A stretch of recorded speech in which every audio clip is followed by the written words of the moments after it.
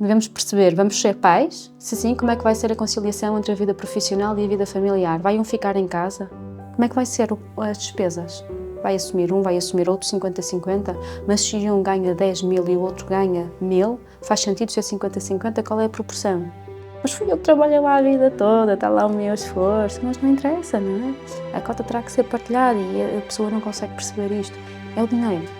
A mulher acaba por ter aqui um papel muito protetor da família, muito protetor do filho e esquece dos seus próprios interesses e às vezes é prejudicada patrimonialmente para proteger, na ideia dela, não é? Na convicção dela, para proteger os filhos, que é completamente errado.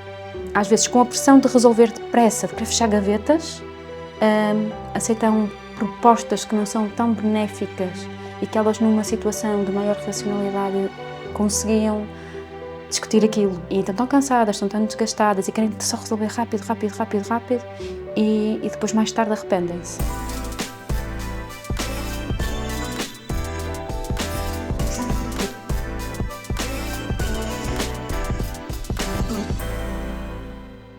Olá, seja muito bem-vindo aqui a mais um episódio do Feel Fit Podcast com convidados.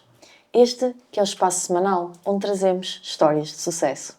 Pessoas inspiradoras e os profissionais das mais diversas áreas que vão ajudar-te a ti a também teres mais e melhor na tua vida. Porque isto é sobre fitness, mas podia ser sobre outra coisa qualquer.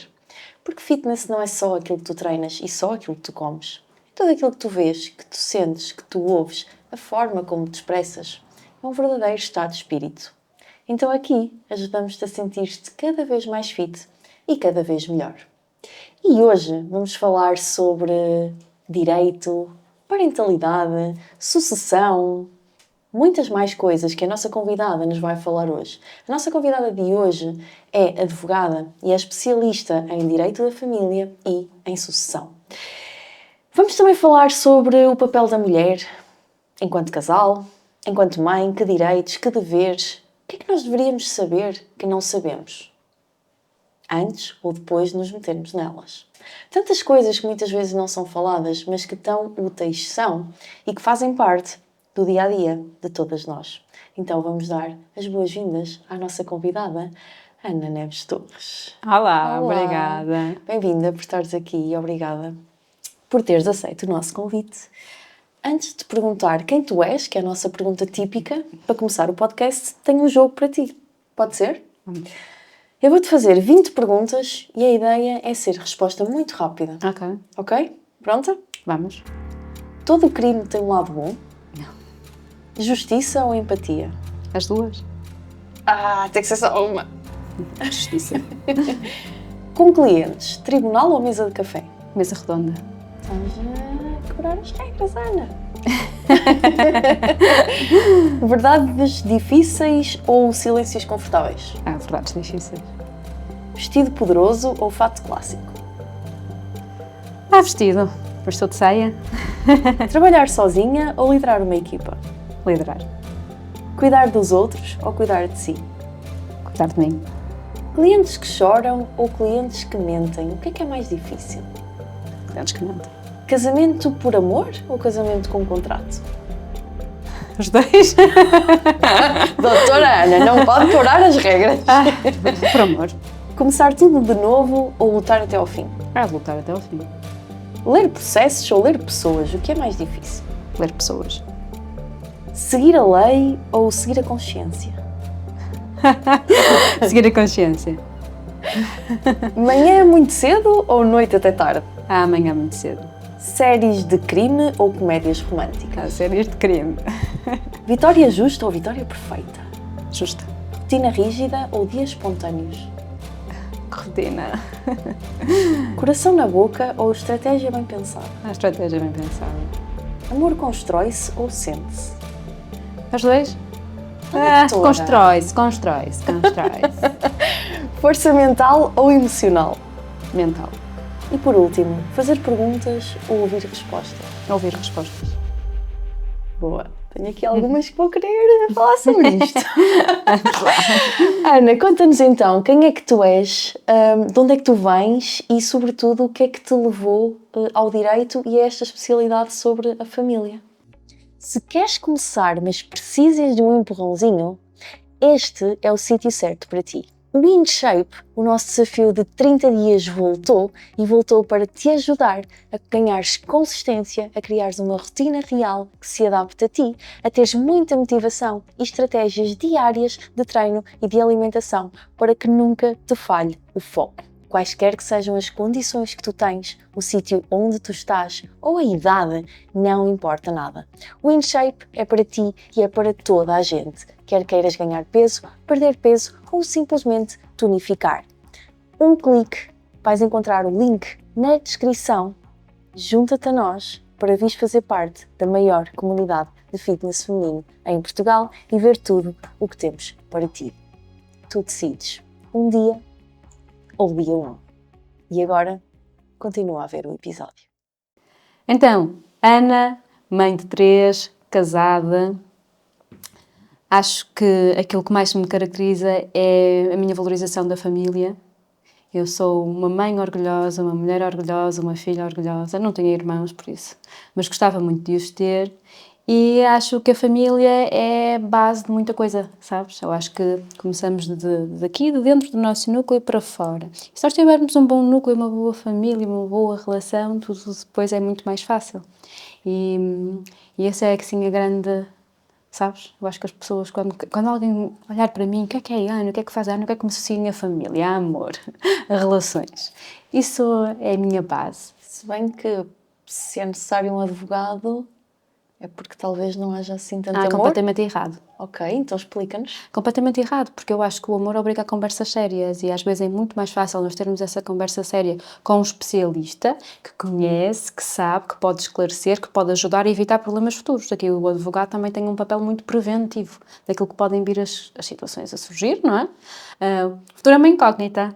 Nós somos movimento, hoje está tudo ótimo, amanhã se calhar não nos vamos poder ver, está tudo certo, é vida a acontecer. Mas então, se isso acontecer enquanto casal e se eu previamente já falar sobre os assuntos certos, quando chegar a fase mais, esses assuntos já estão resolvidos, já estão tratados, já estão falados. Então que assuntos é que nós devemos falar antes de nos casarmos, por exemplo? Olha, devemos perceber, vamos ser pais? Se sim, como é que vai ser a conciliação entre a vida profissional e a vida familiar? Vai um ficar em casa? Isso vai gerar um apagão no currículo? Sim, essa pessoa deve ser compensada? Em que termos, se o casamento terminar? Nós podemos também falar aqui da questão da gestão da casa. Como é que vai ser as despesas? Vai assumir um, vai assumir outro 50-50? Mas se um ganha 10 mil e o outro ganha 1000, faz sentido ser 50-50? Qual é a proporção? Não é? Porque quando está tudo bem, mas quando as coisas estão mal, isto tudo vem ao de cima, isto tudo gera conflito, gera confusão. E onde há abundância, é mais fácil, abundância dos dois lados. Agora, quando a abundância é desequilibrada, é só de um lado, ou não há, isto depois pode gerar muitas questões. Então, nós acho que temos que falar sobre elas. Eu antes, quando me pedem consultas de planeamento matrimonial, que é assim que os clientes chamam, não é? Eu mando para casa uma série de questões. Isto não tem nada a ver com direito, isto tem tudo a ver com direito. Não é? Como nós vamos gerir as contas bancárias, como vamos gerir as despesas, como vamos gerir, qual é a nossa expectativa sucessória, vamos ser herdeiros um do outro, não vamos ser herdeiros um do outro. Tudo isto são questões que têm que ser faladas antes de casarmos, que é para depois as vermos resolvidas. E tu sentes que há abertura das pessoas para falar sobre estes temas? Eu sinto que os mais jovens têm cada vez mais abertura para, e as pessoas com mais formação e mais liberalistas têm essa abertura. Pessoas de raiz mais conservadora, mais fechada e menos informadas veem isto como um insulto. Um casamento por interesse e, portanto, não veem isto da forma como se deve ver. Perfeito, isso é muito interessante. Tu tiveste na tua história, na tua família ou alguém próximo que tenha tido algum tipo de conflito que te fez olhar para este direito de uma outra forma? Tiveste a pesquisar, mas não. Os meus pais divorciaram-se. Ok. Eu acho que acabei por escolher esta especialidade depois de fugir um bocadinho dela por conta do divórcio dos meus pais. E acho que isso fez-me querer fazer diferente. Porque muitas das questões que nós temos em discussão em tribunal não são questões jurídicas, são questões emocionais que se transformaram em questões jurídicas. Então, se nós, advogados, conseguirmos antever estas questões e conseguir resolvê-las, perfeito. Ok. Quais são os maiores Os maiores motivos de discórdia entre casal que acabam por dar discórdia em tribunal? É dinheiro. É dinheiro. É dinheiro. O principal problema é o dinheiro. É o dinheiro. Mas fui eu que trabalhei para a empresa. Olha, nos regimes de comunhão de adquiridos, não é? Depois do casamento, eu abro uma empresa e depois vamos nos divorciar. Essa empresa tem que ser partilhada. Mas fui eu que trabalhei lá a vida toda, está lá o meu esforço, mas não interessa, não é? A cota terá que ser partilhada e a pessoa não consegue perceber isto. É o dinheiro. É o dinheiro. O dinheiro é um dos problemas do mundo. Mas também é uma das coisas boas do mundo, porque eu prefiro ser infeliz e chorar em Paris, não é? Num bom hotel, do que estar a chorar fechada num espaço sem conforto e sem... Sim, o dinheiro não traz felicidade, mas ajuda bastante, lá está, a evitar muitas vezes muitos tipos de conflitos. Eu queria te perguntar, o que é que as mulheres descobrem tarde demais quando passam por um divórcio ou por uma questão de partilha? Eu acho que as mulheres, quando passam por uma questão de divórcio, elas têm aqui uma dificuldade, principalmente quando são mães, em dividir as águas, não é? Então, a mulher acaba por ter aqui um papel muito protetor da família, muito protetor do filho e esquece dos seus próprios interesses e às vezes é prejudicada patrimonialmente para proteger, na ideia dela, não é? Na convicção dela, para proteger os filhos, que é completamente errado. Aquilo que eu sinto muito no âmbito dos processos de divórcio e de partilha é que, às vezes, com a pressão de resolver depressa, de querer fechar gavetas, aceitam propostas que não são tão benéficas e que elas, numa situação de maior racionalidade, conseguiam discutir aquilo. E então estão cansadas, estão tão desgastadas e querem só resolver rápido e depois mais tarde arrependem-se. Tenho muitas que me dizem que se fosse hoje eu tinha feito diferente. Mas a verdade é que na altura não tinha força para. Também não interessa nós estarmos a discutir coisas para as quais nós não temos força para discutir. Também é preciso escolher as lutas e os momentos das lutas. E, portanto, às vezes há muito este arrependimento. Pois, tu sentes que normalmente ganha o mais justo ou o mais teimoso? O mais persistente? A justiça aqui, no direito da família, eu acho que não pode ser vista de forma fria e objetiva, não é preto e branco. Porque nós temos aqui que meter em cima da mesa não só o lado legal, mas também o lado moral, também muitas emoções. Porque às vezes o desgaste que um processo vai trazer, no final, não há vencedores. Na maioria dos processos, principalmente responsabilidades parentais, não há vencedores, só há vencidos. Porque mesmo quem leva para casa a sentença para emoldurar, não é? O desgaste que aquilo já trouxe, a ruptura que já fez nas relações, não há vencidos, não há vencedores, só há vencidos. E, portanto, acho que é importante também nós, advogados, trazermos esta consciência. Já tiveste algum caso, pegando aí um bocadinho nessa questão das mulheres muitas vezes não estarem com capacidade mental por causa dos filhos e todo o desgaste da situação, assim, algum caso que possas falar, sem nomes obviamente, mas uma situação que te tenha trazido a ti algum ensinamento assim muito forte sobre o papel da mulher enquanto mãe numa situação de conflito?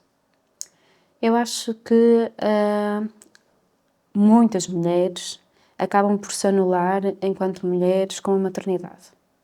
E então, nessa anulação, acabam por depois, no âmbito de um processo de divórcio e nos processos seguintes, não é? Tudo começa por divórcio, mas este processo de divórcio vai dar origem a várias questões e levantar várias questões jurídicas a resolver. E aquilo que eu tenho aqui apercebido é que muitas mulheres, nesta anulação, não é? Que tiveram toda durante o casamento, acabam por transpor para...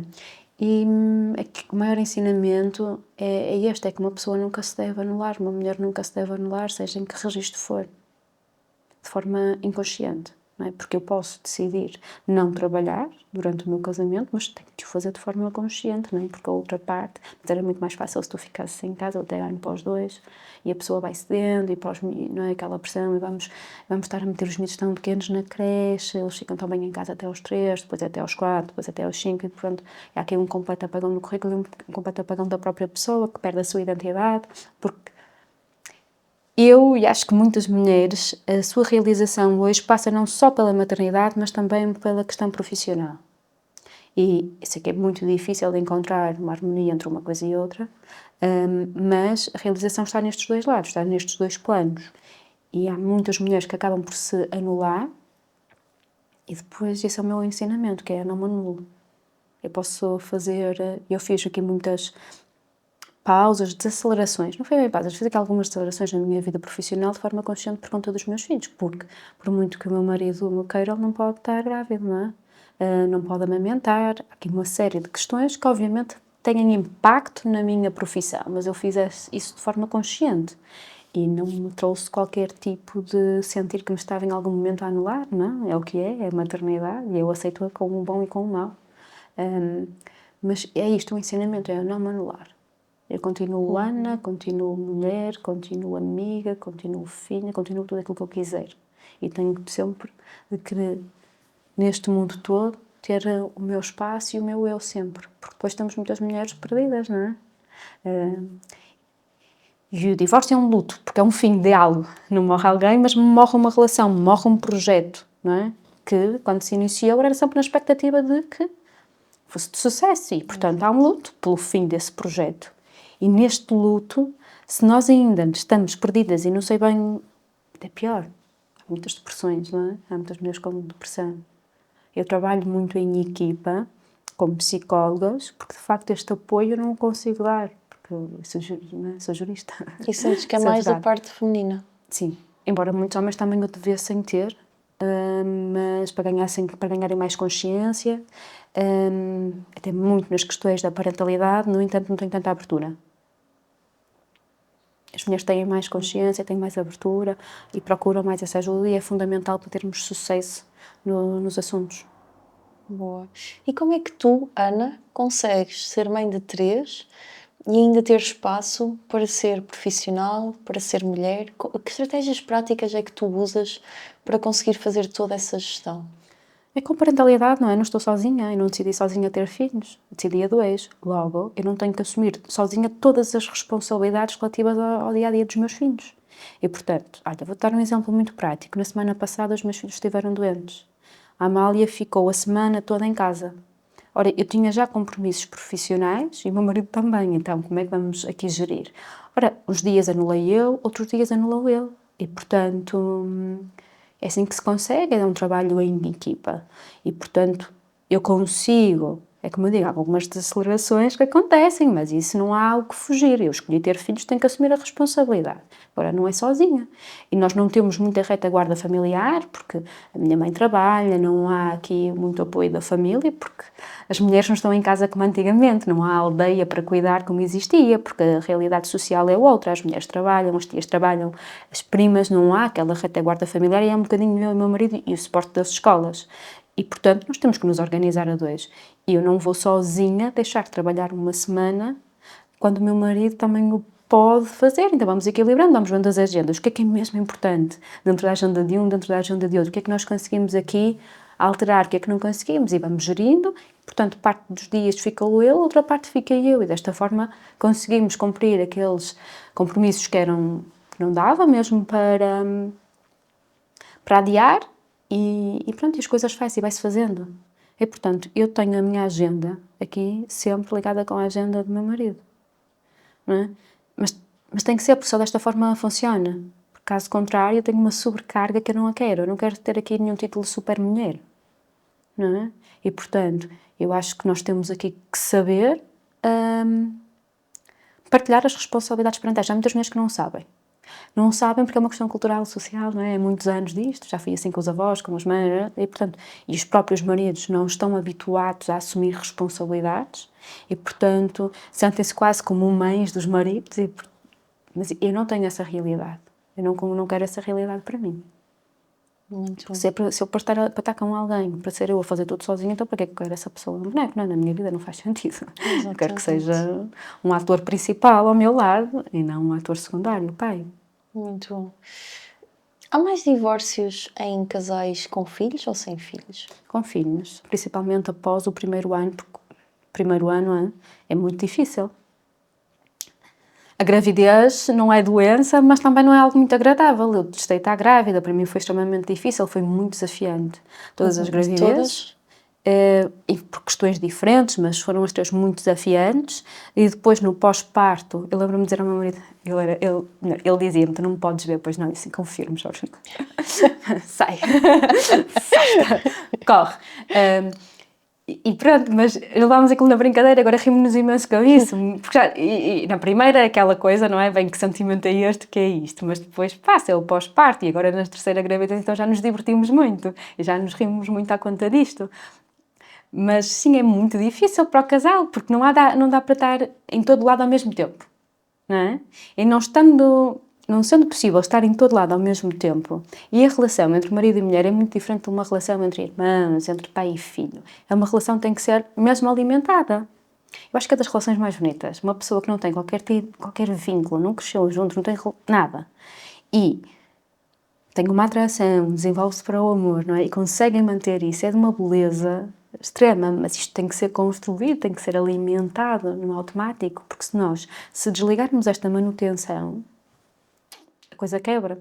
E, portanto, mas é preciso ter paciência e perceber que há fases. Em que há fases nós vamos estar mais dedicadas àquilo, e às vezes não há esta paciência, não é? Esta sociedade muito acelerada, e então não tenho aqui a compaixão para aquilo que o outro está a passar e não consigo perceber que, ok, isto vai passar e as coisas vão voltar ao normal e não, prefiro desistir. Eu prefiro seguir e eu acompanho muitos divórcios na gravidez. Eu neste momento tenho 2 processos a correr de divórcio na gravidez e também tenho muitos processos no final do primeiro ano. Sim, o primeiro divórcio que tive na gravidez foi de 2 gêmeas e já foi há uns anos. Eu lembro-me de sonhar, a minha conta estava tão aflita, emocionalmente ela estava completamente destruída, e eu lembro-me de, na altura, sonhar que era eu que estava na situação dela, sabes? Então, no meu sonho, era eu a ter as vivências dela, e foi muito complicado. Sim. Como é que tu fazes para ter essa proteção emocional? Eu faço, obviamente, terapia, eu cuido-me, não é? Por dentro, mais por dentro do que por fora. Por fora sou um bocadinho mais preguiçosa. Então deves estar... Foi que tu por fora és tão magnífica, ainda estás melhor por dentro. Sim, eu sou linda, maravilhosa e abençoada. Digo sempre isto. As pessoas chegam a olhar para mim, está-se achando. Não, eu cuido muito de mim em termos interiores. Nunca o deixei de fazer. Desde miúda.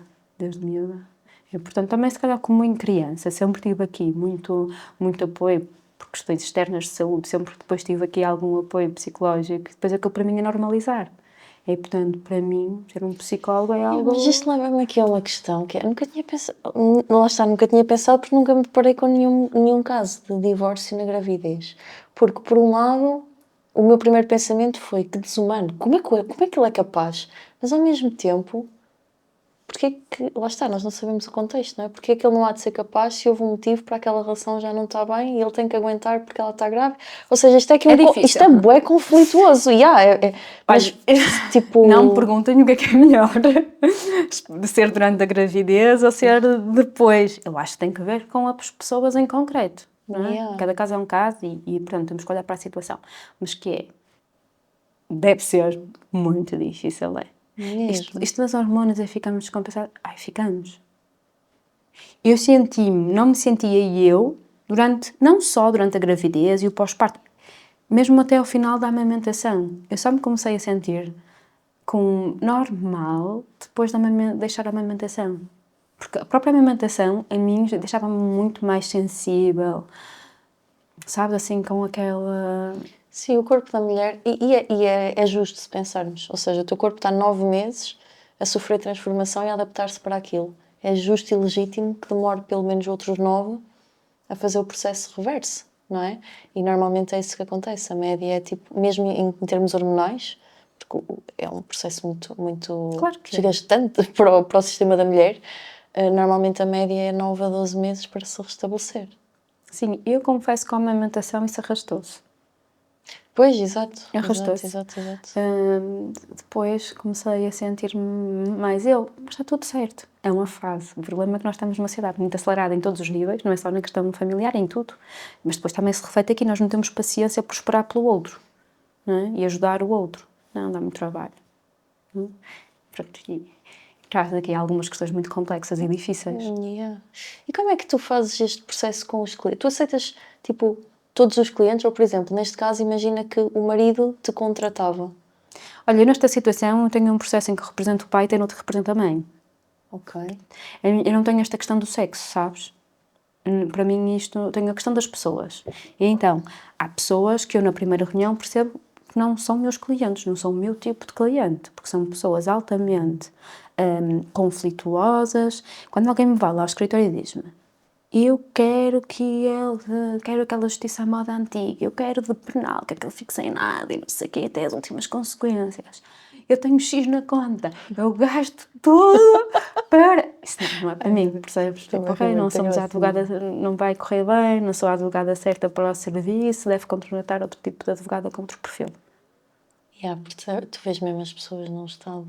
Sim. No seu pior estado, não é? Quando há pessoas que fazem coisas erradas de forma inconsciente, acham que estão a fazer o certo. Essas pessoas eu não largo a mão, porque elas estão em dor. Eu acho que tenho aqui a obrigação também de as ajudar e acompanhar neste caminho. Agora, não, quando alguém quer fazer mal ao outro de forma consciente, eu não vou alimentar isso. Para quê? Para dinheiro? Há outros colegas que o fazem. Yeah. E agora, tocando um bocadinho numa das perguntas do jogo inicial, a questão do cliente que mente. Como é que tu reages perante um cliente onde, ok, o processo está a acontecer, foi-te pintado uma história, que tu estás a construir toda uma narrativa à volta dessa história, e de repente és apanhada desprevenida num ponto em que percebes que houve ali mentira? Olha, depende do tipo de mentira e do que é. Há clientes que estamos a falar da vida íntima das pessoas, não é? E há questões que têm vergonha. Então, nunca na primeira reunião dizem tudo. Vão dizendo, não é? Eu acompanhei uma cliente no âmbito do processo de divórcio que foi iniciado pelo marido e ela demorou, pai, 3 ou 4 reuniões a dizer-me que eu tinha traído. Mas está tudo certo, ou seja, ela não me mentiu ou omitiu, não é? É intolerável. Agora alguém que claramente me mente à descarada, sabes? E que isso não... Yeah. Perde-se, porque tem que haver muita confiança. A relação entre advogado e cliente tem que ser uma relação, a base tem que ser a confiança. Se a confiança, por algum motivo, é quebrada, não faz sentido manter. Nós somos pessoas, não é?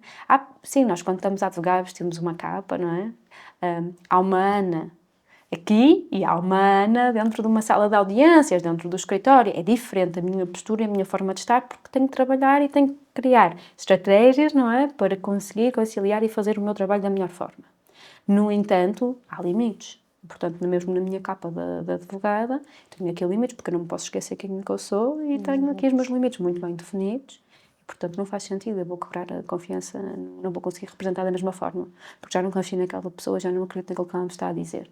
E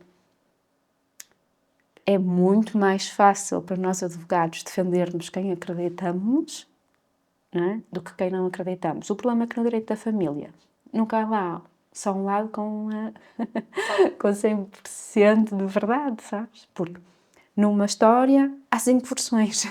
Pois. O direito da família é assim, o que o torna muito mais divertido, mas também mais desafiante. Exato. E quais são para ti, então, Ana, Ana pessoa, os teus 3 valores inegociáveis na vida?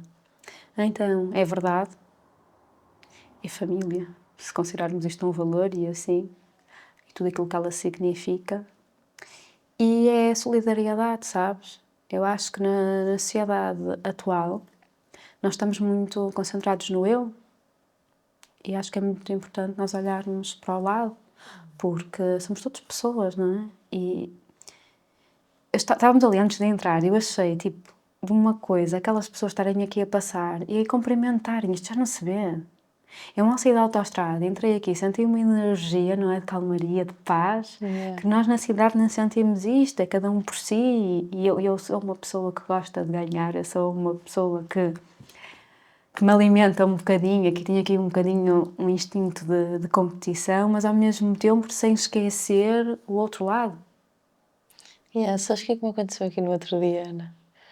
Eu estava aqui a trabalhar e estava com a porta fechada e bateram-me à porta. E eu tipo, que estranho, quem é que estava a tirar a porta? A senhora daqui do lado. Olha, estive a apanhar chuchus e eu vi aqui o teu carro. Tipo, que é chuchus? E eu fui. Opa, Tipo, quando alguém me oferece alguma coisa já fico bem, o que é que me vai pedir em troca, não é? Isto é estúpido, mas somos todas pessoas, não podemos ter uma relação boa sem ter nada em troca, porque parece que é tudo feito de forma a ter a ganhar, tipo, vou fazer isto para ganhar aquilo, não podemos fazer e ajudar e estar só por estar. Mas é nesses momentos que eu, tipo, sabes, aquela aprendizagem de tipo, o mundo afinal ainda é bonito, Sim. sabes? Tipo, às vezes até me esqueço que o mundo é tão bonito, as pessoas são tão bonitas, não é? É mesmo fixe. Olha, saindo aqui um bocadinho da parte do divórcio, indo aqui à parte do casamento, à parte feliz, não é? Em que sentidos é que faz a questão dos regimes de casamento, não é? Tipo, em que sentido é que faz cada uma das coisas? Então, nós temos 3 regimes tipo, não é? Mas depois ainda podemos fazer fato à medida. Eu pego um bocadinho de cada um dos 3 regimes e faço esse fato à medida. Mas eu só posso escolher. Isso é possível? Sim. Eu só posso escolher ou um dos regimes tipo ou fazer o fato à medida se eu perceber O que é cada um deles, não é? Vamos começar por aí, Então, eu acho que é muito importante nós não irmos à conservatória e, ok, vamos casar. Vamos iniciar o processo preliminar de casamento, é para perceber se somos irmãos ou se estamos ainda casados com outra pessoa, temos que ir lá para eles verem se está tudo certo, nós podemos casar. E quando é o regime de bens? É normal, porque se nós nada dissermos, vamos casar no regime supletivo, que é o regime da comunhão de adquiridos. E, portanto, mas nem sabem as consequências disto. E até podem fazer uma reunião com alguém especializado, conhecer todos os efeitos pessoais e patrimoniais deste regime de bens e decidir casar por ele, mas façam-no de forma informada e consciente. Agora, fazer às cegas, nós quando vamos contratar, fazer um contrato de compra e venda de uma casa, um contrato de arrendamento, o que for, nós não lemos as cláusulas todas. Então, no casamento não se perde o lado bonito, nem a magia, nem o amor, se nós conseguirmos também perceber quais é que são os efeitos jurídicos deste contrato. Até acho que é um ato de amor nós termos a coragem para olhar e para falarmos disto. Porque nós queremos tanto que aquilo dê certo que nós não queremos que sejam estas questões que venham no futuro a ser um problema. Acho que isto também mostra aqui as pessoas que às vezes nos contratam para estes serviços também têm muita maturidade. E é muito mais habitual nos contratarem para isto quando estão em segundas núpcias, quando estão no segundo casamento. Vocês já erraram e agora não querem errar. E pronto, mas tem muito a ver com as pessoas, não é? Com a maturidade que elas têm, com a informação que elas têm. E este sentido que, ok, não se perde magia nenhuma, nós não estamos a casar pelo interesse, não, estamos a proteger-nos daquilo que possa vir a ser o futuro. Há bocadinho estávamos a falar, então, o que é que se faz antes de se casar, que perguntas e o que é que se deve pensar.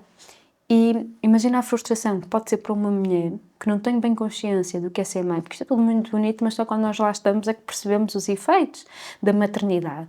E então tem aquele impacto todo e decidem ficar em casa e até corre bem no primeiro ano, porque o primeiro ano é um ano muito intenso da vida de uma criança e da família. Mas depois no segundo ela começa a ficar frustrada. Bem, o que é que eu sou eu? Porque ser mãe é muito, não é? E, certo, se eu tiver a escolha e feliz em ser só mãe, perfeito. Mas pode não estar, não é? Pode precisar de mais. E como é que ela vai sair disto? Sabes? E fica em casa, cuida da casa, não é? Porque assim não precisam de contratar uma funcionária. Se ela estivesse a trabalhar, não é? Precisava. Ou assim já não precisam. Cuida da casa, cuida da família, cuida dos filhos, cuida de tudo. E passado 5 ou 6 anos vai se divorciar. Ela não construiu património, ela não tem nada, não é? Imagina que casou até no regime de separação. E agora qual é a proteção dela, não é? Então vai ter que meter uma ação contra o ex-marido, a pedir uma compensação pela dedicação à vida familiar, porque ele, não é, teve dedicado só a trabalhar e ela teve dedicado a outro trabalho, que é a família, que é os filhos, que é a casa. Mas nós já não podemos, antes de casar, pensar nisto. Sei que é difícil. não é? E se calhar para quem casa com 20 anos é muito difícil, mas quem casar com 30, com 40 já é fácil. E já pensar nestas questões a sério. Mas e se não houver dinheiro da parte do marido para essa compensação, o que é que acontece? Então, se calhar, ele também não vai ter a opção dela ficar em casa, porque precisam os dois de trabalhar para pagar as despesas, não é? Porque estamos a falar aqui em situações em que há, de facto, capacidade financeira, porque quando não existe a capacidade financeira, considerando aquilo que é o nível de vida em Portugal, temos que trabalhar os dois. Eu, na minha situação, era impossível ficar em casa e o meu marido trabalhar para sustentar. Não dá, nós temos que trabalhar os dois. Portanto, mas esta realidade da capacidade financeira e da diferença salarial entre marido e mulher ainda existe, sabes? Ainda é muito elevada.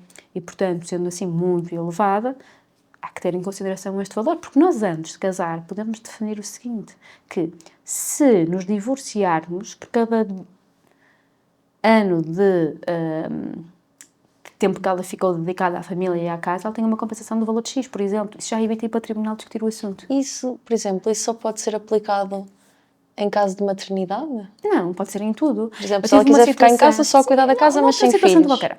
Tive uma situação, uma vez, de um cliente que decidiu que queria correr o mundo. Pronto, eu quero passar 3 anos da minha vida, 2 ou 3 anos, já nem me lembro bem. Quero correr o mundo. Fantástico, mas eu não quero correr o mundo sozinho. Quero correr o mundo contigo.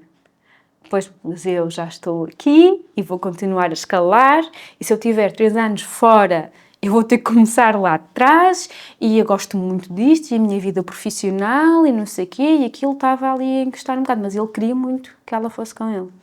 Então, fizeram numa convenção antenupcial que... Mas eles já estavam casados? Não. Não, ok. Mas iam casar, então fizeram uma convenção antenupcial em que, caso se venham a divorciar, ele vai-lhe pagar aquilo que ela recebia se estivesse a trabalhar, para ela não sentir este apagão no currículo e não ter qualquer prejuízo. Mas é dinheiro, o status não se paga. O status, isto é a construção. Tipo, tu nunca sabes o que... Mas é a única forma que ele tem de a compensar. Eu percebo, mas... Porque ela estava na banca, já estava num cargo muito bom. Tem que ser uma decisão mesmo... Porque tipo, tu não sabes o quão exponencial pode ser. Não era o sonho dela, sabes? Não é? Não era o sonho dela, era o sonho dele. Sim. Mas ela abdicou um bocadinho daquilo que ela queria, e para a maior parte das... então vai viajar pelo mundo e não sei o quê. Não, isso é fácil, isso é que é porreiro, ele paga tudo. Mas não é bem assim, não é? Porque tu defendes aquilo que constróis. Ambição de vida, não é? claro. Tu defendes aquilo que constróis. E ela estava muito ligada à parte de, não, mas eu quero continuar, eu quero. E depois ela lá cedeu e ele sentiu-se mal por ela ceder, então ele é que quis que isto ficasse já estabelecido. Porque, já não sabemos o dia da manhã, se nos chatearmos, eu não quero que ela fique prejudicada por ter tomado esta opção, então ela nem queria que aquilo ficasse e não sei o quê, mas ele insistiu e ficou. Mas imagina, isso é um acordo feito à realidade de hoje, né? Tipo, como é que isso é calculado? É calculado... Ali naquele caso em concreto, como é que se calculou? Ela estava a ganhar X por mês, então seria esse valor que seria atribuído. Ok. Isso não põe... Lá está, não põe crescimento na equação. Não. Pode pôr. E como é que faria nesse caso? Tipo, Então, como é que tu uma majoração, teorizas?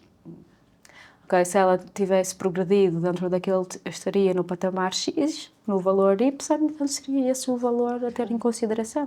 E quando não há acordo nestas questões, o melhor é não casar? Ai, não. Eu acho que sim. Eu prefiro o casamento do que a união de facto. Ok. Eu prefiro o casamento do que a união de facto. Porque a união de facto em Portugal não tem uma proteção muito grande, não é? A casa de morada de família é protegida, mas não tem a mesma proteção do casamento, nem o pode ter. Porque se eu quero simplesmente estar com uma pessoa sem qualquer tipo de efeitos, eu tenho que ter a liberdade de o poder fazer. Eu posso. Nós as duas podemos decidir estarmos em união de facto com alguém e não termos qualquer tipo de efeitos relativamente a isso. Tudo certo? Se nós os dois temos a mesma forma de estar e queremos estar nessa perspectiva, porque é que vamos ter aqui, impor efeitos? Quem quer ter efeitos, casa.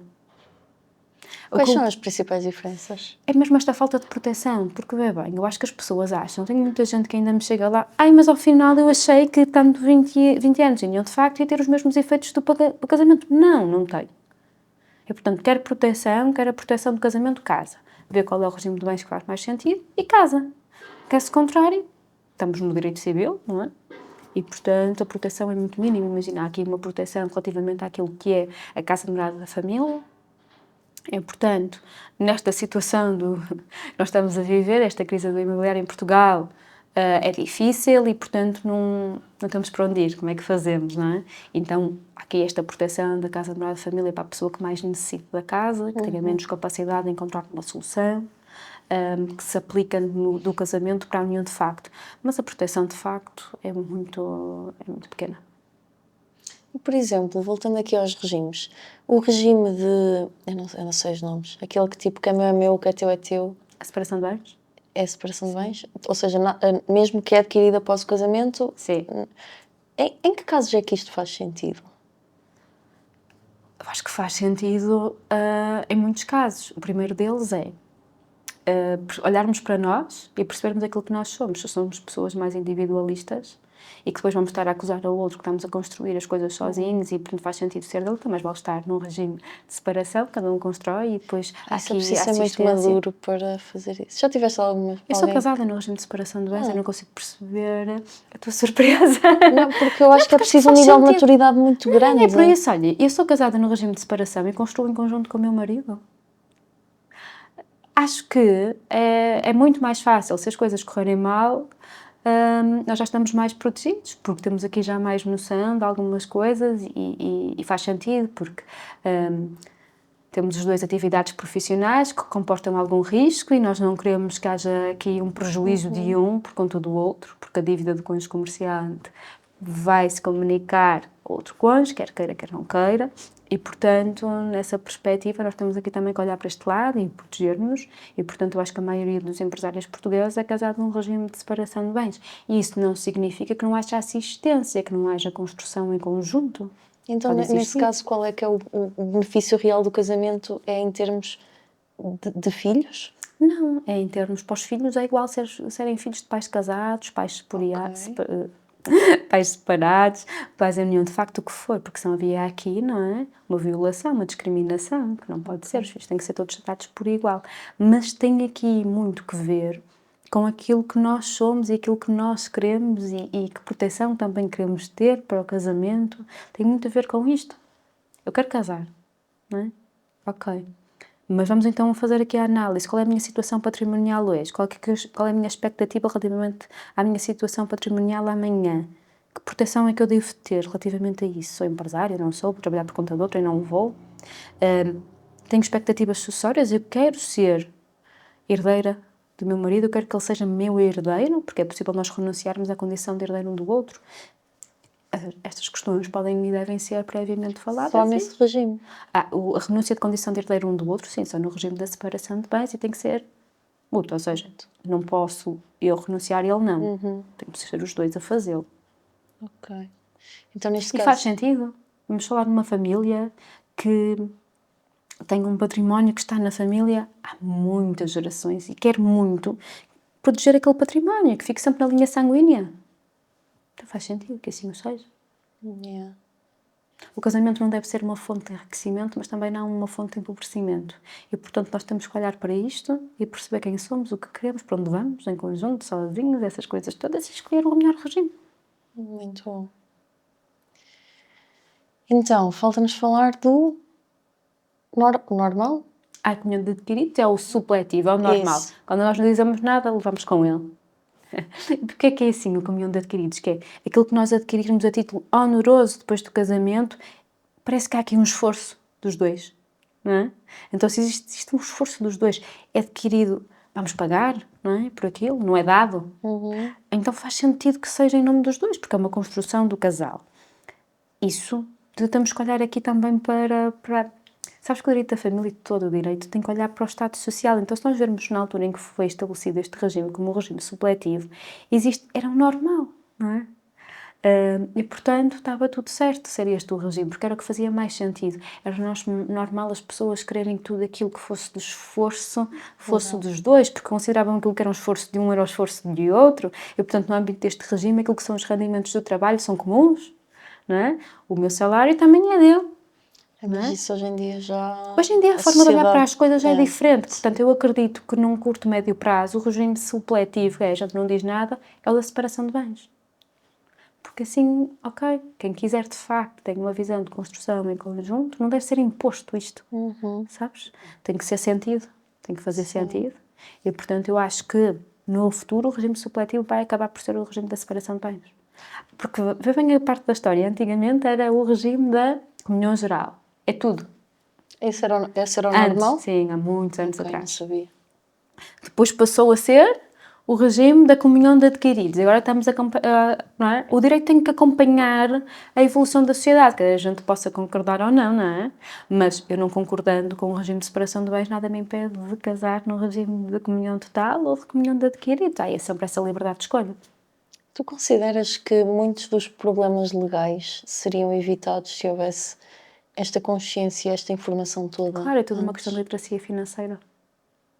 Também, não é? E que estratégias é que se poderia implementar para Acho aumentar? que passa aqui um bocadinho pela educação, pela informação séria, porque nós temos muita informação errada, não é? Circular. As redes sociais, este mundo digital da informação é ótimo, mas ao mesmo tempo traz alguns perigos. Eu acho que nós, enquanto profissionais, temos aqui uma responsabilidade social e temos aqui também uma responsabilidade da resposta e a informação certa. E não com o intuito de o fazer com o interesse, sabes? E não enganar as pessoas. E também há depois aqui uma responsabilidade muito grande das pessoas que consomem o conteúdo nas redes. Porque há muito conteúdo que não presta, não é? E que vai nos trazer maus vícios Enfim. E se olha na tua área, então deve ser imenso, não é? Conteúdo errado, não é? Faz isto para atingir aquilo, milagres. E então acho que também há uma responsabilidade individual de escolhermos aquilo que vamos ver. Yeah. E a inteligência artificial, Ana? Como é que tu vês a inteligência artificial no teu ramo? Ai, adoro. E vês pessoas a irem pedir conselhos jurídicos ao ChatGPT? Sim, essa parte não, para mim, olha, é o prejuízo das pessoas, porque ele não vai conseguir. Nós, advogados, precisamos de anos de trabalho e de estudo para relacionar todas as áreas e os efeitos que um ato pode ter aqui e ali. Não vai substituir esta questão racional, sabes? Esta parte da estratégia processual, que é a parte gira do direito. Isso não vai substituir. Agora, para aquelas tarefas que é possível automatizar, sim. Inteligência artificial para o escritório vai ser Quão fantástico. fiável é a informação? Nós, enquanto consumidores, opa, exemplo, quem nunca? Não é? Eu já fui ao ChatGPT perguntar de tipo, olha, se um colaborador isto ou aquilo ou aquilo outro, há algum prejuízo para a empresa? Ou o que é que a empresa pode não sei o quê? Tipo, e depois, mas eu pergunto sempre, mas depois fico sempre, ok, é melhor ligar, porque eu nunca confio, porque eu não sei se aquilo é verdade ou não. Fazes bem, acho que fazes bem em confirmar. Porquê? Vais fazer essa pergunta e ele vai-te responder de forma simples. Sabes? Não vai ter em consideração tudo aquilo que podem ser as nuances da resposta. Porque há muito se. A resposta certa em direito é sempre depende. Não é? Mais numas áreas do que noutras. Se calhar no direito do trabalho menos, porque é mais assertivo, são 22 dias de férias. Mas ainda assim, a resposta certa é sempre o depende, Filipa, porque depende do caso. Porque basta uma vírgula que pode mudar tudo. E não é brincar, é mesmo assim, sabes? E então é importante ter sempre um profissional que consiga ver esta visão muito mais ampla, que a inteligência artificial não consegue ver, que consiga aqui ter o conhecimento mais abrangente da relação entre as várias áreas e as várias cláusulas legais, não é? As várias leis, fazer aqui esta relação toda para dar a resposta certa. Porque a resposta que o chat pode dar pode não ser errada, mas também não é 100% certa, porque ele esqueceu-se de. Se calhar tu própria esqueceste de, não é? E não sabias que isso tinha interferência Pois, em. a qualidade Então, da resposta vai eu depender acho da qualidade da que pergunta. muitos clientes chegam lá, ai, mas eu vi isto, então temos solução para o caso e não sei o quê. E depois começa-se a desconstruir e a coisa. Pronto, ok. E no caso dos juízes, por exemplo, tu achas que era mais fácil o juiz ser um robô? Ai, não, de tudo. Não? Não, ser juiz é um trabalho dificílimo. Não pode haver aqui um viés humano? Não. Ok. Não. Há áreas em que esse viés humano é extremamente importante e necessário, porque a experiência, eu sou da opinião que os juízes deviam ter uma idade mínima para entrar da magistratura para entrar no SES. Portanto, eu acho que deves ter experiência de vida para poder julgar os outros. Só sabes de leis, nada sabes. Pessoas com 25 anos que vão para o SESC, Centro de Estudos Judiciários, desculpem-me lá, mas eu acho que não. Eu não queria estar num tribunal a ser julgada por uma pessoa de 25 anos. Obviamente que há pessoas com 25 anos com mais experiência, com mais sabedoria, com pessoas de 35, de 45, porque tudo depende. Mas temos que ir pela média e generalizar nesta situação. Eu sou da opinião que para entrar no SES devia ter experiência. Devia ter uma idade mínima para permitir que tenha experiência. Experiência profissional noutras áreas, experiência humana. Não é? Porque não é tudo preto e branco. Não é assim a vida. O direito não é assim. Qual foi, já assististe assim a alguma injustiça que te marcou? Qual foi assim Muitas. a maior? Muitas, porque sabes que às vezes, isto que eu vou dizer, porque eu não devia dizer, mas mais vale uma mentira bem dita do que uma verdade maldita. Isto é um ditado muito antigo, não é? Que também se aplica às vezes, porque há situações em que não há prova documental. Não há. Então temos que ir pela prova testemunhal e às vezes isso pode levar a fins que não são os mais justos. E às vezes, quando nós só aplicamos a lei, quando somos também demasiado formalistas e aplicamos só a lei e não conseguimos ver a justiça material, também há aqui muitas injustiças. Há assim alguma que possas contar? Olha, deixa-me aqui pensar sem um exemplo. Olha, já vi uma pessoa a ser condenada por um crime de violência doméstica sem o ter cometido e também já vi pessoas a serem absolvidas, muitas pessoas a serem absolvidas de crimes de violência doméstica que cometeram, mas que não se conseguiu fazer prova. Mas imagina, como é que tu sabes que ela não o cometeu? Se não conseguiu ser provado? Tu sabes. Porque tu sabes que a prova em tribunal não é a mesma prova. Tu vês uma coisa, como é que tu consegues provar em tribunal que viste? Sabes, é difícil. Tudo aquilo que é fundamentado na prova testemunhal é difícil de sustentar. Aqui é provar, ou seja, se ela Não pode restar dúvidas, porque... Se ela não cometeu, como é que tu provas que houve uma coisa que não existiu? Pois, a dificuldade. Mas sabes que nós... Não, tem que ser feito. Certo, não é? teve que ser feito. Mas há muita coisa que é feita que não é possível provar que foi feita. Mas E há coisa que não foi feita. E há coisa que não foi feita que tu, às vezes, consegues provar... Que não foi feita. Foi feita, sem ter sido feita. Sabes? Olha, vamos falar... no cérebro agora. Vamos falar da violência psicológica. Ok. Sabes? Tipo, não há marcas físicas. Não é? Ok. E isso é punível legalmente? Claro. Toda a violência doméstica não é só uma violência física. Sim, há violência na teoria sim, a questão é na prática. Claro, isso é punível? cada vez mais há mais sensibilidade, há mais formação especializada dos profissionais para estarem atentos a estas matérias e a estas questões. Claro. E eu já vi pessoas a criarem uma história, um enredo, criar a convicção que... Mas em Portugal nós temos um princípio que devemos manter sempre, e que será sempre mantido, que é, em dúvida para o réu. Se eu não tenho 5% de certeza que aquela pessoa cometeu aquele crime, eu tenho de absolver, porque mais vale 100 pessoas que cometeram um crime soltas do que alguém que não cometeu preso. Percebes? Então, neste princípio tem sempre que existir para proteger. E então, tu tens, quando fazes a prova, não podem restar dúvidas no ninho. E às vezes na violência patrimonial, na violência psicológica é muito difícil. E há muita gente que depois tem medo, não é? Pois. E a violência doméstica é um tema muito sensível. Pois é. E qual é a tua opinião sobre a pena de morte? Eu sei que aqui nestes casos o direito à família, à partida, não é isto que acontece, Quer dizer, outra pessoa matou-me e eu vou fazer o mesmo que ela? Okay. Eu não estou também a cometer um crime? Certo, aquela pessoa, se calhar, não é uma pessoa que possa estar a viver em sociedade, então, ok. Eu repensaria os limites. Acho que 25 anos, para certas situações, é um limite muito baixo.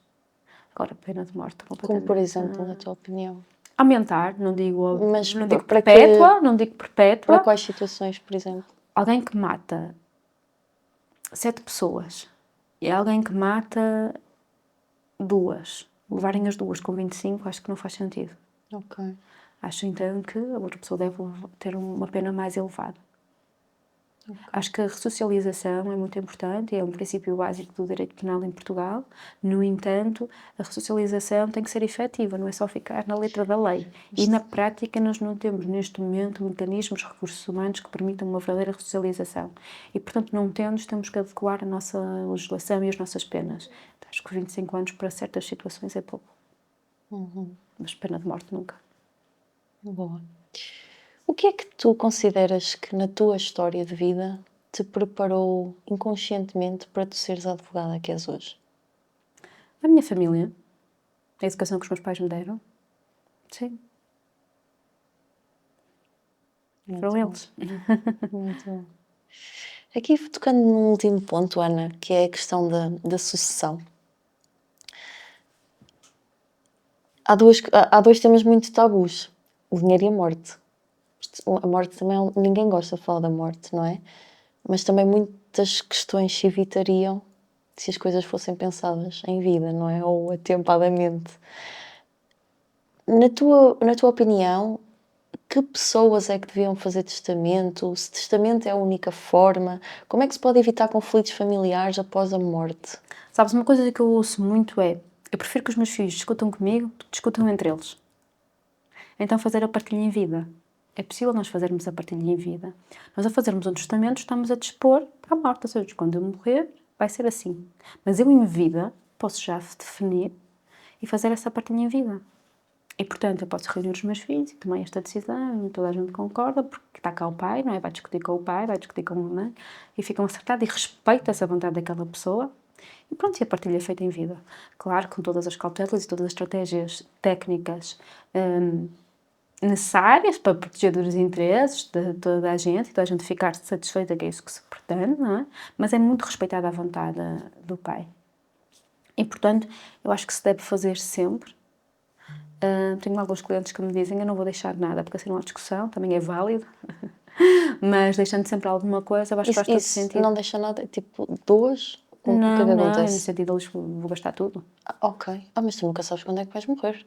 Pronto, mas eu posso já gastar tudo, não é? Todos os dias gastas tudo. Gastar, posso ir Viver no limite mesmo. Posso viver no limite. Não quero nada para eles. Eu já lhes dei o curso, já lhes dei a formação, agora vou viajar. Assim, há muita gente com esta perspectiva e não sei se está certo ou se está errada, Não, está tudo certo. É. E pronto, temos aqui muitas perspectivas diferentes, mas eu acho que fazer um planeamento sucessório é só inteligente. E quando é que é a altura perfeita para fazê-lo? Eu acho que quando esse tema começa a chamar por nós, não é? Normalmente os meus clientes que venham à procura deste serviço vêm depois da reforma. Quando estão a chegar ali à idade da reforma, nos 65, 67, aí sim, vão lá bater à porta. Estou a pensar em me reformar e tal, e queria já pensar naquilo que vai ser a minha sucessão, como é que nós podemos fazer, o que é melhor, fazer testamento, partilha em vida, doações, isto. Como é que eu faço as minhas reservas? Tenho a minha casa, quero deixar para a minha filha, mas quero usar até morrer. Como é que eu faço para continuar a usar? Porque não quero que ninguém mande em mim até à morte, não é? E, portanto, quero já deixar, mas eu quero continuar a usar e a fazer o que quiser, não é? Até a minha morte. Tudo isso é possível fazer e faz. Mas normalmente é a partir destas idades que as pessoas começam aqui a procurar um bocadinho. E dá para depois alterar? Tipo, Os ou testamentos, uma vez... Os testamentos, sim. Eu posso alterar o testamento sempre que entender. Sempre quiseres. Sim. Isto se calhar é uma pergunta super ignorante, mas eu vou fazê-la. Tipo, ou seja, eu vou a um advogado e faço o meu testamento. Isso é um documento que fica guardado aonde? Como é que, tipo... Não vais ao advogado, vais ao notário. Ok, vou ao notário, faço o meu E testamento vais lá. e isso fica aonde? E fica lá. E se eu morrer é garantido que aquilo, tipo, vai sair um pop-up? Sim. Tipo, esta pessoa tinha um testamento. Sim. Até há agora uma plataforma em que nós fazemos a consulta à data da morte, metemos lá os dados da pessoa e diz-nos: olha, o testamento foi feito no cartório notarial, XPTO. Pronto, facilita. Porque às vezes andávamos à unha a procurar. Antigamente, há muitos anos, não é? Pois, porque eu tenho uma experiência, infelizmente, não é?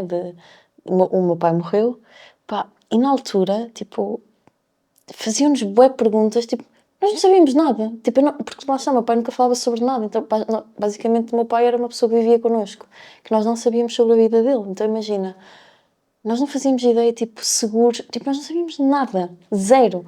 Então, tipo, a minha pergunta é sempre esta, tipo... Sim, mas sim, agora... As pessoas fazem a vida e depois nós temos que saber na mesma as coisas Não, e mas se nós agora não soubermos. agora há uma série de Não é? mecanismos, plataformas que nos permitem saber tudo. Ok.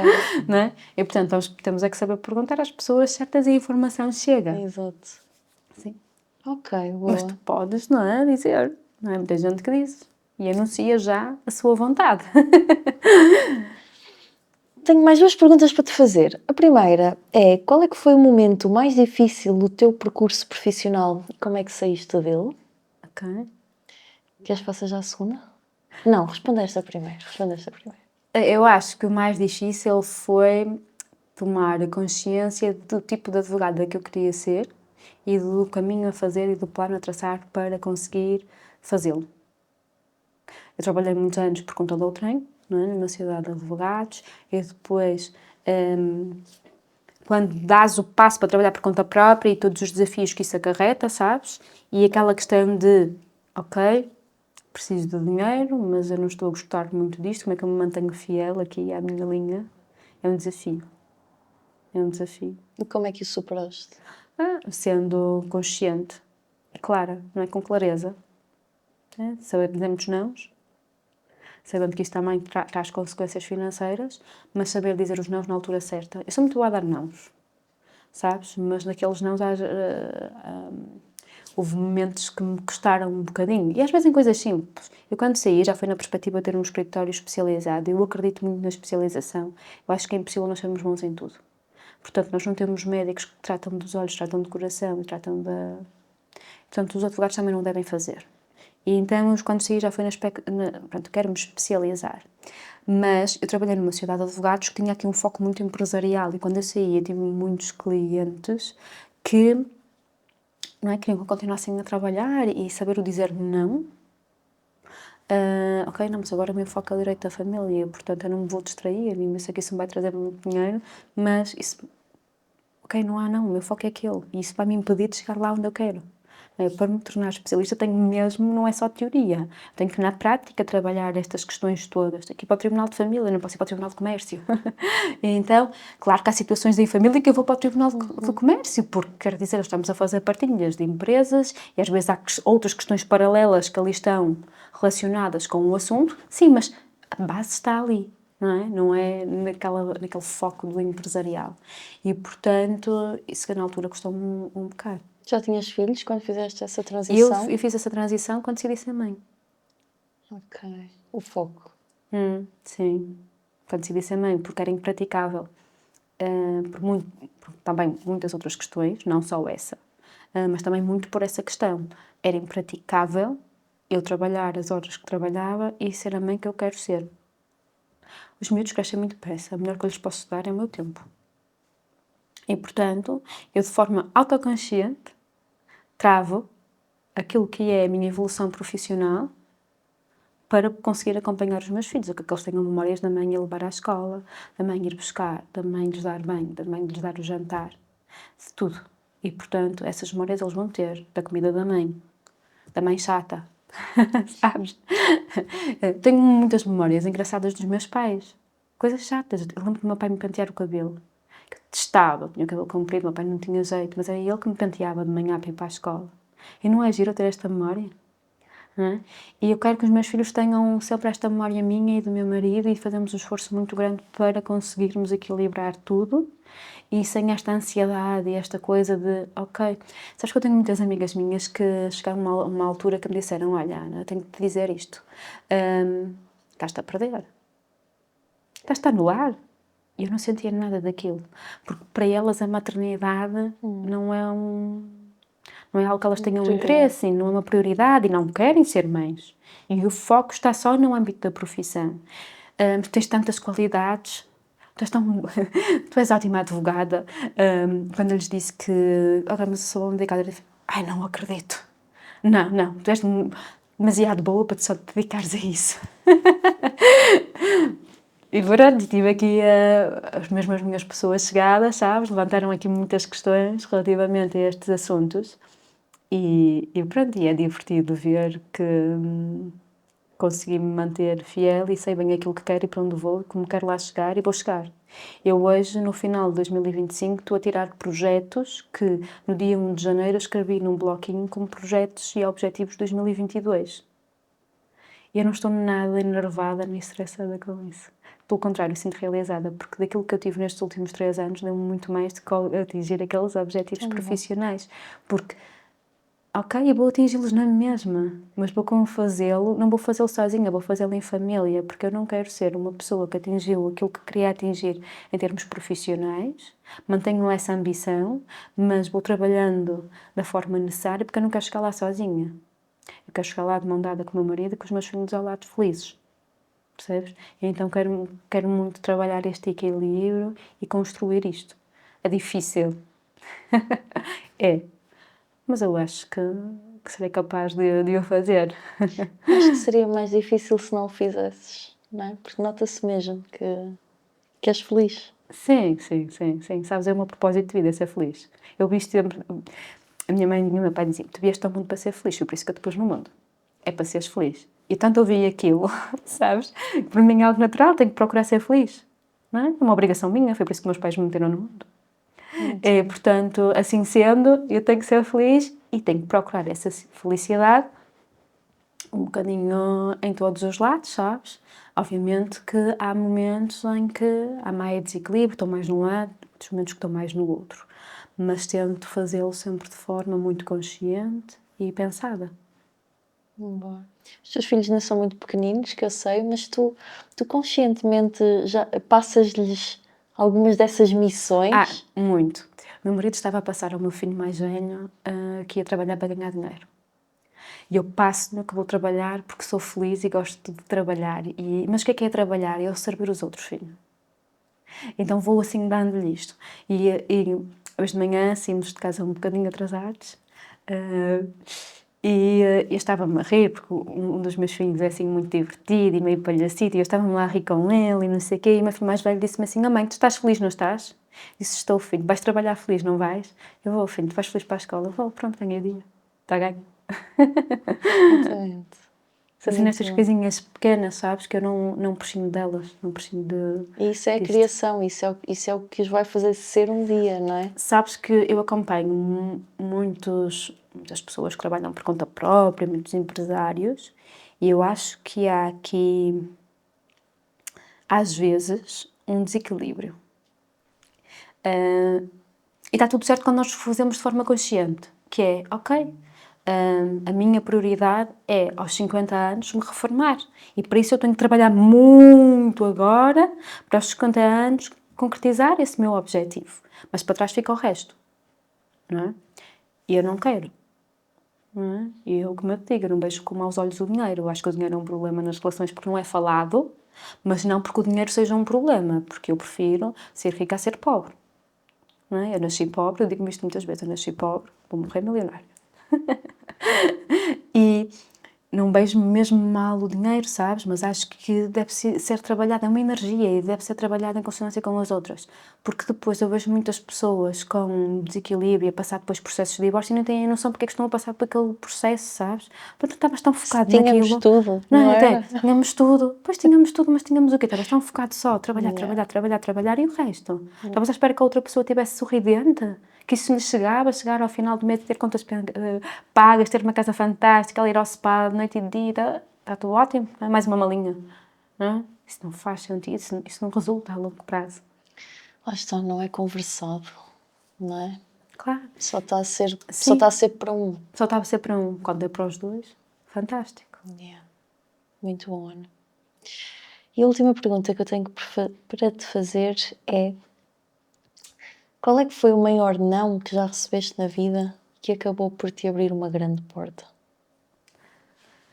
Ai, Tu que gostas tanto de dizer não. eu não gosto de os dizer, mas digo com facilidades, porque eu acho que o não é tão importante como um sim. Eu acho que é mais. Eu acho que é o Einstein que diz isso. Mas o Einstein ou o Steve Jobs, agora não sei bem, mas é um dos dois que diz que mais importante do que saber ao que dizer que sim é saber ao que dizer que não. É, pronto. Acho que é importante saber dizer na mesma medida. Eu sou filha única, sabes? E, portanto, sendo filha única, sempre fui muito mimada. O meu pai vem de uma família muito, muito humilde e então o meu pai passou muitas dificuldades e então olha para o dinheiro de uma maneira diferente daquela que olha a minha mãe. A minha mãe também é de uma família muito grande, mas como é das mais novas, já nasceu numa fase diferente, então já nasceu com maior abundância.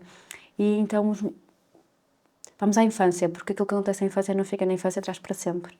E eu acho que os nãos que o meu pai me deu, na altura certa, quando até podia ser um sim, foram os nãos mais acertados que ele me podia ter dado.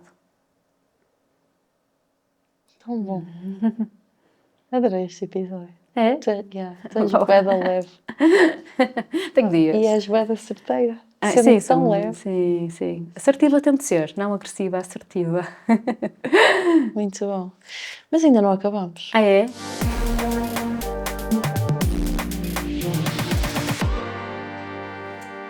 Vamos fazer 2 jogos para terminar, pode ser? Ah, pode. Ok. Aqui adoramos jogar. Então, tu vais tirar 4 nomes e o objetivo é seres a pessoa mais bem-sucedida possível. Se tivesses que escolher para teu PT, teu nutricionista, teu terapeuta e teu melhor amigo, quem escolherias e porquê? Ok. Vou ter que tirar 4. 4 nomes. Então vamos lá. É suposto eu conhecer estas pessoas? Conhece? Não. Eu vou-te dizer o segredo. Se não conheces alguma, nós mostramos. Esta conheço. Ok. Aqui.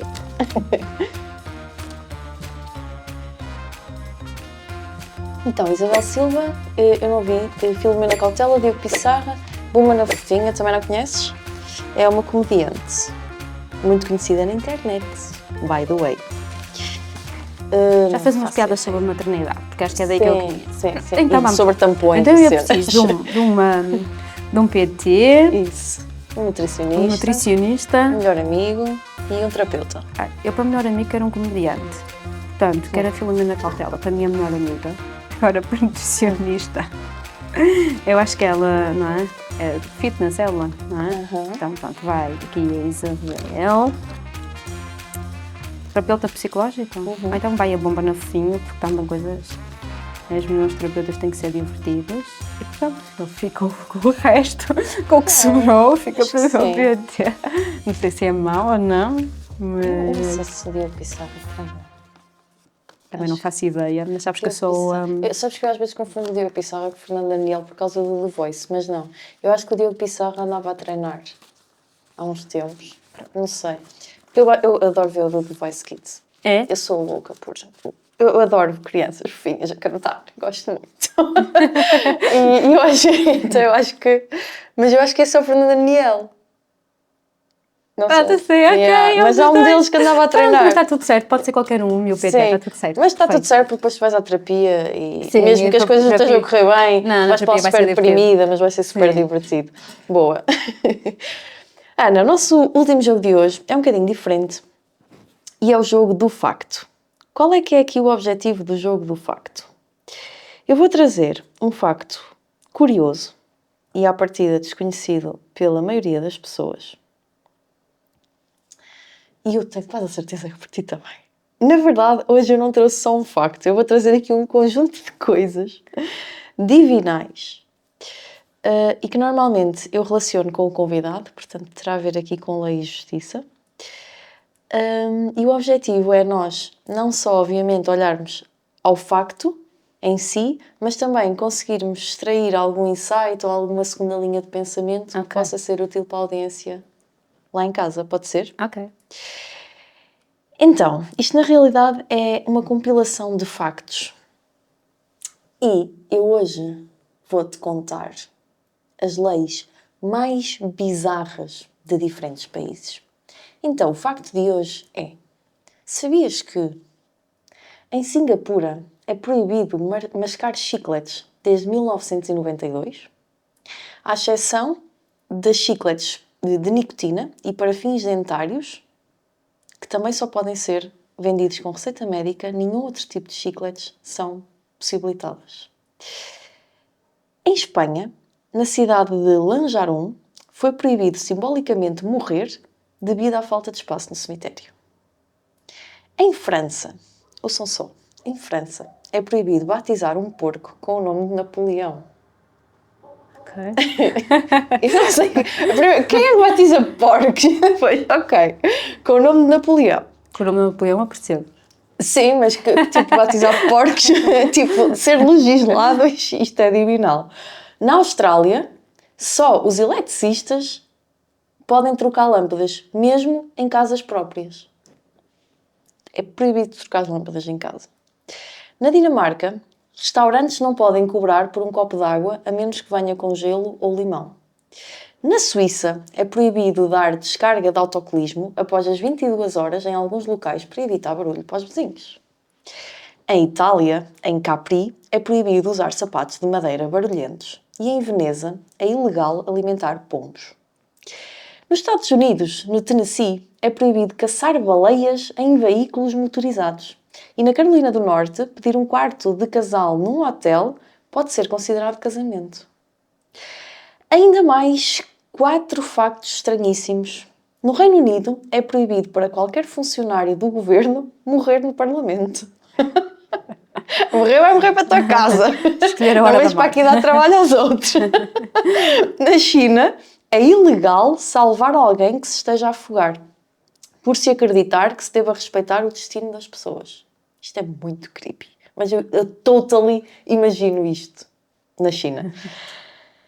No Japão, é proibido dançar em locais escuros após a meia-noite. E por último, na Samoa, ouçam só, Ana, é proibido que um marido se esqueça do aniversário da sua esposa. Ai, isso acho importante. Posso comentar só este último? Eu posso comentar só este? Sabes que o meu marido não sabe acertar nos presentes. Eu sou muito distraída e esqueço-me de lhe dar uma lista.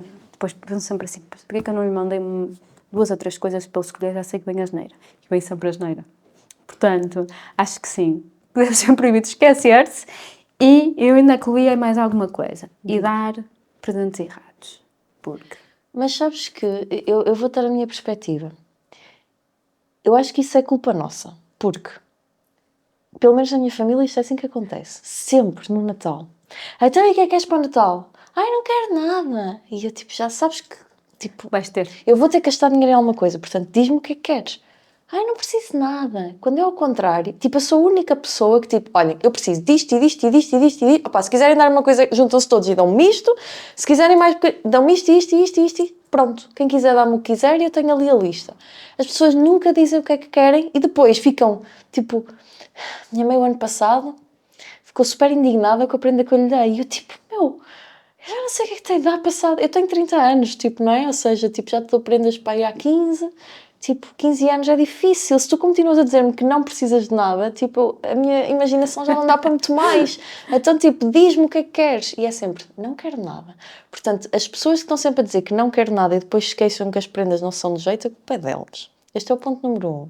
O ponto número 2 é que eu vou-vos ensinar uma estratégia que eu usava quando, dia dos namorados, por exemplo, quando o teu parceiro não liga a esse tipo de datas, mas tipo, tu queres receber uma prenda. Então, pá, eu sou aquela pessoa que não gosto muito de conflitos, então tipo, eu vou 1, vou 2, vou 3, à quarta arranjo uma solução e já não vou ao conflito. Então eu solucionei, tipo, eu comprava um presente dentro de um presente e o meu presente para ele era um presente para eu me dar. Ok. E assim ficámos todos felizes. Pronto. Eu confesso que não sou muito de grandes datas, assim, troca de presentes, mas que eu sou muito de preparar experiências. Então, prefiro muito mais experiências do que troca de presentes. À exceção dos meus anos. E os meus anos, para mim, é um dia muito especial.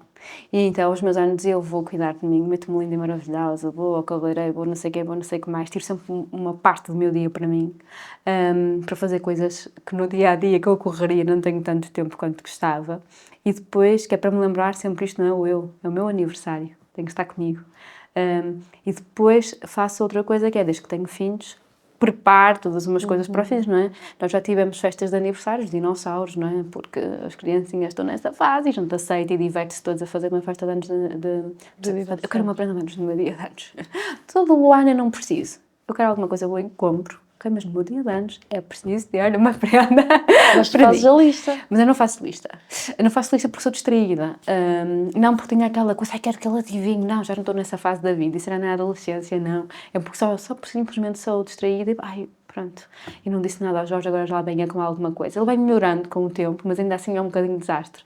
Sabes que no Natal, eu gosto de blazers, eu gosto, pronto, sou umas sapatilhas, mas eu não sou desportiva. Não é a minha essência de todo. E, portanto, um dia de Natal, o meu marido, pronto, quis-me dar uma prenda, lá com os miúdos todos contentes, então deu-me um casco e um gorro. Muito desportivo, tipo, às vezes, calhar para aquilo com pompom assim, mas... E tu és a pessoa que exterioriza o que está a pensar? Sim, claro, tipo, a minha cara denunciou logo, tipo, eu depois ainda pensei assim uns segundos, não, devo ter aqui uma viagem na neve, não é? Então andei ali a ver se tinha uma viagem na neve, nada. E depois, tipo, assim, Jorge, o que é que te deu na cabeça para me dar isso? Eu não vou usar, tipo, eu não já me estou algum dia a usar um gorro. Vou para o escritório de gorro, vou tomar um café de gorro, não faz parte, tipo, não vemos nas redes, isto para mim não faz sentido nenhum. E agora? Ainda por cima deu um dinheirão por aquilo. E eu disse, senhor, eu tenho para ver se tinha um bilhete para uma viagem, mas não tinha, então não percebo a situação do gorro. Não sei o que é que se passou. É porque ele próprio usa, sabes? Ele é mais desportivo que eu, ele é muito mais desportivo que eu. Eu acho que é a única explicação. Não sei qual é que foi a ideia, achei que a combinação era gira, assim, Jorge, meu Deus. E pronto, e passou, e eu fui trocar. Eu acho que troquei quase todas as prendas que ele me deu até hoje. Eu acho que vou sempre trocar. Acho que só não troquei uma carteirinha, pronto. De resto troquei tudo. Mas ele não leva a mal. Pois, mas o Jorge tem que começar por fazer viagens, isso não vais trocar. Não, tem que começar por fazer viagens. Eu já lhe disse assim 2 ou 3 coisas que assim, olha, vai ser aquela loja que naquela loja é certo. Percebes? Mas naquela loja é certo. E aí uma vez foi-me dizer assim, mas olha aquela orivesaria que eu gosto de tudo. Então ele veio e trouxe-me um colar, parecia para uma criança de 3 anos. Estás a ver quando vais àquela parte da orivesaria e tinha uma coisa para crianças e tens assim coisas, eu achei que era giro por causa da menina e não sei o que, trouxe-me, já não sei, era um coração cor-de-rosa, assim super querido, super fofo. E eu pensei que ele me ofereceu aquilo por conta da Amália, sabes? Tipo, pensei que era para a menina, sabes? Que era assim aquela prenda meio enviesada, não, mas era mesmo para mim. Eu fiquei, ok. Pronto, fui lá trocar, claro. Outra coisa. Mas ele já não liga nada e eu também, olha, pronto, tem que lhe mandar. E tu acertas? Certo sempre. Sempre. Nós somos mais ariscas, não é? Somos mais atentos. Até porque ele não é nada consumista. Ele, pronto, ok, é o Jorge. Sabes? Está tudo certo para ele. Sim, facilita a tua vida. Ele, sim, está tudo certo. Ele é super simples, super prático. E, portanto, sempre feliz com tudo. Acerto sempre. Porque ele é uma pessoa muito fácil também, isso ajuda. Muito bom. Acho que já extraímos aqui bastantes insights deste facto, honestamente. É? Não achas? Sim. Já que tem aqui coisas mesmo muito bizarras, estranhas. Sim. Mas tipo, agora nesta questão das relações, obviamente que eu não podia deixar isso, porque estamos aqui a falar até um bocadinho em brincadeira e fazer as nossas partilhas um bocadinho mais pessoais, mas há pessoas que levam isto mesmo muito a sério e que há chatices grandes por conta disso, porque ele não me conhece. Se esqueceu disto é porque não levam aqui para discussões e dramas. Mas tipo, eu penso mais noutra cena que é estes factos e estas coisas todas levam-me a pensar do tipo, ok, o óbvio é óbvio e tem que ser dito, eu sou completamente dessa opinião, mas tipo, olha as coisas que tiveram a acontecer para as pessoas pensarem nestas coisas e tipo, haver a necessidade de tipo, não, vamos escrever isto só para evitar confusões, tipo, não pode morrer no Parlamento, pronto. Tipo, não é? O que é que leva, tipo, às vezes a imaginação humana, ou casos até específicos, não é? Tipo, a acontecer... Olha, imagina essa questão, estou aqui na adivinhação, não é? Que é, imagina, ok, nós não queremos que aquilo seja um local de luto e, portanto, até pode morrer aqui, mas vamos meter um local do óbito para evitar que seja um local de luto. Pronto, não sei, estou aqui a deitar ideias fora. Porque de facto, o Parlamento... A função é legislar e discutir e não trazer esta carga para o sítio. Não deixa de ser curioso. Sim, de todo. Eu acho que é muito, muito engraçado. E pronto, já sabemos hoje, já aprendemos hoje que não se pode batizar porcos, com o nome de Napoleão também em França. Ana, a última pergunta de hoje é, se tivesses a possibilidade de deixar uma mensagem que vai chegar a todos os seres humanos vivos no planeta Terra, 8 bilhões de pessoas, mesmo à tribo mais remota, qual seria a tua mensagem? Então, na sequência desta conversa, não é? Eu acho que nós estamos há pouco a falar da felicidade e as pessoas nunca se esquecerem de procurar essa felicidade, seja na vida pessoal, na família, mas também depois no lado profissional. Nós conhecemos por conta da vida profissional e, portanto, que a felicidade esteja sempre nos dois lados, esteja sempre em equilíbrio com a família e com o trabalho. E para que nós continuemos sempre a sorrir e de forma leve e feliz a trabalhar e a ser e existir e a ser família. Muito bom. Se as pessoas quiserem saber mais sobre o teu trabalho, qual é a melhor forma de te encontrarem? É através do e-mail. Sim, um bocado arcaico. Não É um bocado arcaico, sim, mas nas Gente. redes sociais conseguem facilmente encontrar, porque conseguem me encontrar em todas as redes sociais, TikTok, Instagram, LinkedIn e afins, mas se quiserem contactar comigo, de facto, o e-mail é a forma mais fácil e imediata de o fazer e em qualquer uma dessas O teu redes têm escritório é em acesso. Passos de Ferreira, não é? Passos de Ferreira e Porto. Ok, Sim, mas vamos a todo o país. boa. É importante deixar essa Sim, informação. sim, Ana porque Neves online- Torres em todas as redes sociais. Em todas as redes sociais. Perfeito. Temos um último presentinho para te dar. Eu gosto também de receber, gosto E eu de dar, adoro, mas nós gosto de adoramos dar, receber. presente, mas também gosto muito de receber.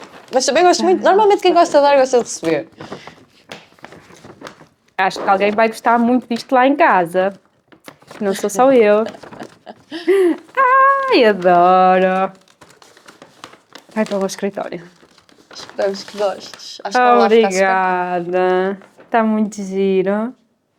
Aqui mostrar. Está perfeito. Fica lá muito lindo. Obrigada. Espero que gostes. Muito linda e maravilhosa aqui nesta imagem.